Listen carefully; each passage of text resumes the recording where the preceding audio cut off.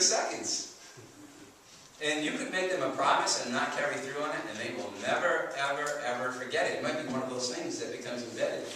Okay, but if you made them a promise, and you know, you were 40 and they were 10 at the time, you could be 90, they could be 60, and they still remember it.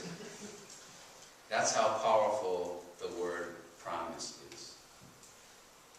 So we're going to encourage you, or I'm going to personally encourage you. You can do whatever you want, but I'm going to encourage you that if you do have written goals right now, you are using the 411 sheet, or using some other sort of mechanism, right across the top of that, I promise to. Now, here's the great thing about promises as well. When we know that we're promising to do something, do you think it forces us to be a little bit more realistic about what it is we're attempting to do? It really makes us stop, right, and analyze and say, okay, I'm promising now, my integrity's on the line. I've got to be realistic about this. I've got to plan for it. I've got to prepare myself. I've got to do the right things. You see, when we set goals, we don't always do that. However, we make promises, we do.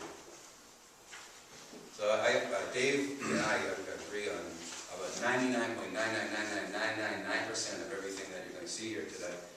And one of them is accountability. So I always show that I have my promises in writing. They're on 3x5 cards. I carry them with me everywhere that I go. And the great thing about these cards is that the promise is on the front side and the accountability is on the back. So there's a sense of self-accountability that goes along with it. But I also share these. I primarily share this first one, which is a promise about my health. I post my results on Facebook every week, right, Gene? So I go on Facebook every week and I post my results. How many miles I rode on the bike, how much weight I lifted, how many sit-ups or push-ups or my weight or whatever. It's there every week. Wow. So Dave is exactly right. About 80% of the fulfillment of our promises has to do with whether or not we're willing to be accountable. I'm a big believer in dual accountability, meaning self-accountability as well as accountability to and with others.